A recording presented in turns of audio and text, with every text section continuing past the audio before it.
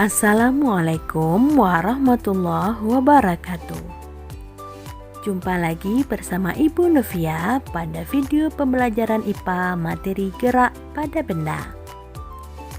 Pernahkah kamu melihat orang sedang mendorong mobil mogok? Mobil yang semula diam akan bergerak dan berpindah tempat jika didorong. Gerakan yang terjadi pada mobil tersebut dapat cepat atau lambat sesuai perlakuan oleh manusia. Suatu benda dapat disebut bergerak jika mengalami perpindahan tempat atau kedudukan. Dapatkah kita menghitung besarnya perpindahan yang dialami suatu benda bergerak? Selain itu, apakah kecepatan gerak suatu benda dapat kita hitung? Nah, supaya lebih kita pahami, marilah kita pelajari materi gerak pada benda pada bab berikut ini. Selanjutnya kita bahas mengenai gerak lurus. Kapan benda dikatakan bergerak? Benda dikatakan bergerak apabila terjadi perubahan tempat kedudukan dari titik keseimbangan. Tidak semua benda dapat disebut melakukan gerak. Misalnya, ada sebuah bus keluar dari Kota Padang, berarti bus tersebut melakukan gerak terhadap Kota Padang.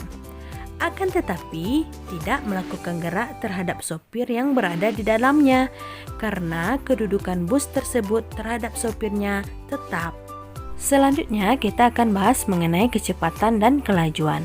Kecepatan dapat kita cari menggunakan rumus perpindahan dibagi dengan waktu, sedangkan kelajuan jarak dibagi dengan waktu. Misalkan kita berada di kota A, kita ingin menuju kota B. Nah, panjangnya lintasan yang kita tempuh antara kota A dan B itu disebut dengan jarak.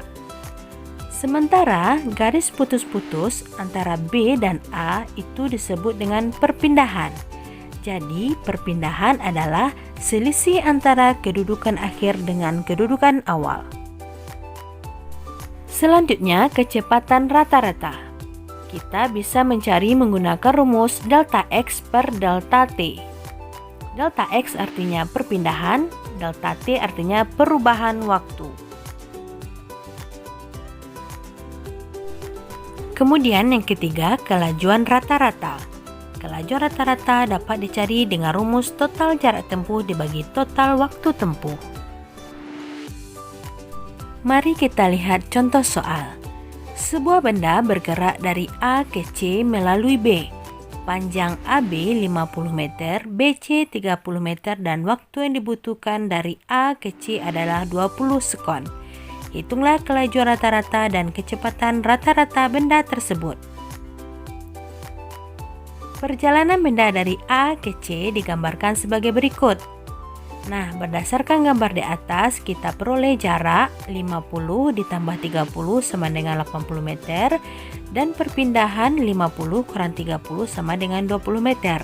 Karena perpindahan adalah selisih dari kedudukan akhir dengan kedudukan awal. Sementara jarak adalah panjang lintasan yang kita tempuh. Selanjutnya, hasil jarak dan perpindahan yang sudah kita cari tadi kita masukkan ke dalam rumus kelajuan dan kecepatan rata-rata. Yang pertama, kelajuan rata-rata yaitu jarak per waktu. Jaraknya tadi sudah kita dapatkan 80 dibagi dengan waktunya 20 sekon sehingga didapatkan 4 meter per sekon. Untuk kecepatan tadi adalah perpindahan per waktu. Perpindahannya adalah 30 meter dibagi dengan 20 sekon, maka didapatkan hasilnya adalah 1,5 meter per sekon. Gampang kan? Soal berikutnya, perhatikan gambar di bawah yang melukiskan perjalanan dari A ke C melalui B. Jarak AB adalah 8 km ditempuh dalam waktu 1,5 jam. Jarak BC adalah 6 km ditempuh dalam waktu 0,5 jam. Hitunglah kelajuan rata-rata dan kecepatan rata-rata perjalanan tersebut. Yang pertama kita tentukan adalah jarak. Jarak adalah panjang lintasan yang ditempuh dari A ke B, B ke C, yaitu 8 km ditambah dengan 6 km. Hasilnya adalah 14 km. Untuk perpindahan berarti jarak antara A posisi awal dan C posisi akhir, sehingga kita gunakan rumus Pythagoras. Masih ingat kan pembelajaran matematikanya? Maka dimasukkan angkanya akar 8 kuadrat ditambah 6 kuadrat, sehingga didapatkan hasilnya adalah 10 km. Kemudian hasil dari jarak dan perpindahan tadi kita masukkan ke dalam rumus kelajuan rata-rata dan kecepatan rata-rata. Kelajuan rata-rata 14 km dibagi 2 jam sama dengan 7 km per jam. Sementara kecepatan rata-rata sama dengan 10 km per 2 jam, didapatkan hasilnya 5 km per jam.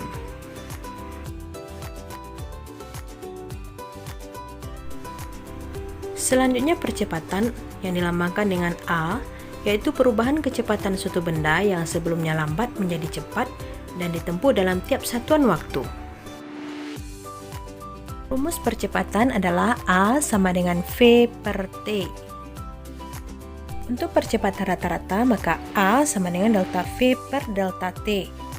V2 kurang V1 per T2 kurang T1, di mana delta V adalah perubahan kecepatan dan delta T selang waktu.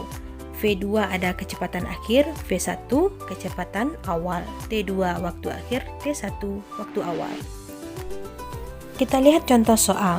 Perhatikan soal berikut ini. Diketahui V1 7,2 km per jam, maka dirubah menjadi meter per sekon. Berarti 7,2 dikali 1000 per 3600 meter per sekon, sehingga didapat 2 meter per sekon. A-nya adalah min 0,5 meter per sekon kuadrat karena mengalami perlambatan, sementara T sama dengan 4 sekon. Yang ditanya adalah V2 atau kecepatan akhir, maka pembahasan atau penyelesaian jawabannya adalah A sama dengan V2 kurang V1 per T. Maka V2 adalah V1 tambah A kali T. Masukkan angkanya, didapatkan V2 sama dengan 3 meter per sekon. Kalau nanti diminta jawabannya kilometer per jam, maka meter per sekon diubah menjadi kilometer per jam, sehingga dapatkan 10,8 km per jam. Oke, selanjutnya kita bahas mengenai gerak lurus beraturan, atau yang disingkat dengan GLB, yaitu gerak benda pada lintasan lurus dengan kecepatan yang tetap atau konstan. Contoh dari GLB adalah gerak kereta api pada lintasan lurus yang melaju dengan kecepatan konstan.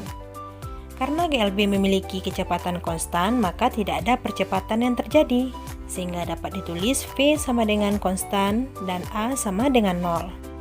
Selanjutnya, grafik untuk kecepatan terhadap waktu pada GLB dapat dilihat pada gambar berikut.